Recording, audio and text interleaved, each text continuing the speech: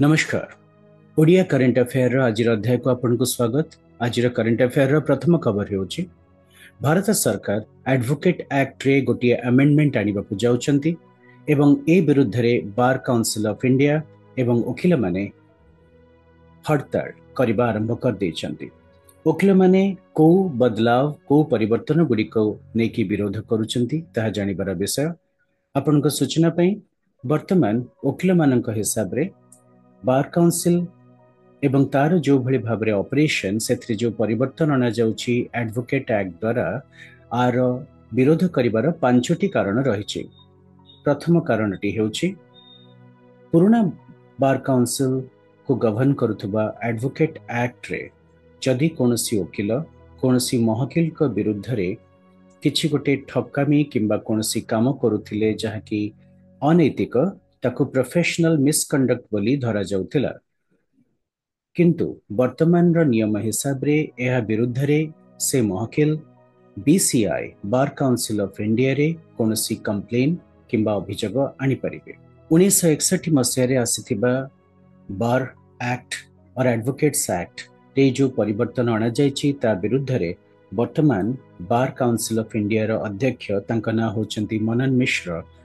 ना मन रखिए मनन मिश्र से कहते ए नुआ बिल किंबा प्रावधान जदि पारित हो जदि ग्रहण करा जिवो ताहले वकील मानकर स्वतंत्रता निश्चित रूप से हानि हेबो। ता छड़ा वकील माने को विरुद्ध रे अनेक गुडी कार्यकलाप कार्यानुष्ठान करा जिवो जहाकी तांकर अधिकार परिसरभुक्त कार्य। द्वितीय कारणटी होची वर्तमान समय रो जो प्रावधान टी अछि ये वकील माननकु हड़ताल किंबा स्ट्राइक रे जिबाकू अटकाए नहीं, किंतु नुआ बिल हिसाब रे धारा 35A हिसाब रे एडवोकेट्स एक्ट अमेंडमेंट रे ए समय रे जदि वकील किंबा वकील मानकर संगठन कोर्ट रो बहिष्कार करूछंती स्ट्राइक किंबा हड़ताल करूछंती किंबा वर्क सस्पेंड करूछंती तांकू एही प्रावधान अटकेइबो। तृतीय कारणटी हेउछि वर्तमान समय रे जो माने वकिलाती प्रैक्टिस करूछंती वकील विभिन्न कोर्ट गुडी करे।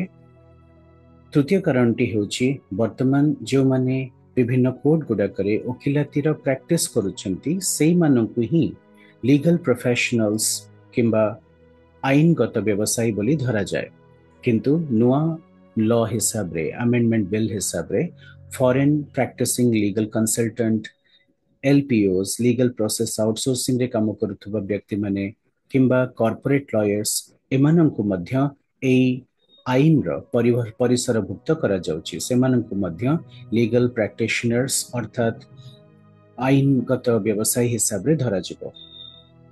चतुर्थ कारणटी होछि वर्तमान समय रे बीसीआई रे जो माने सदस्य राज्य बार काउंसिल ता द्वारा से माने निर्वाचित हेई थांती, किंतु नुआ बिल हिसाब रे बीसीआई रे निर्वाचित सदस्य मानक सहित केंद्र द्वारा नामित करा जायथिबा 3 जन सदस्यों को केंद्र पाखरे नामित करिवार अधिकार रहुछि। अर्थात एहा परे केंद्र सरकार चाहिए बार काउंसिल रो मेंबर मानक मध्यरे 3 जन को रखि पारंती। तापर कारणटी होछि वर्तमान समय रे वकील माने कोनसी बार एसोसिएशन रो सदस्य हुअंती एवं ता सहित अन्य बार एसोसिएशन रो कोनसी निर्वाचन समय रे मध्य वोटिंग करिवार अधिकार रखंती, किंतु नुआ बिल हिसाब रे कोनसी बार एसोसिएशन रो सभ्य माने केवल सेही बार एसोसिएशन रो इलेक्शन रे ही पार्टिसिपेट करि परिबे, अन्य जगह रे करि परिबे नाही, कारण सेमानकर सदस्यता केवल गोटिए बार एसोसिएशन सहित रहिबो। तेणु एही सब कारणरू वकील माने नुआ अमेंडमेंट बिल टीर विरोध करूछंती। अमेंडमेंट एक्ट जहाँ पर्यंत हेई नाही बिल भाबरे अछि तार विरोध करा जाउछि। सुनिथिबारु धन्यवाद।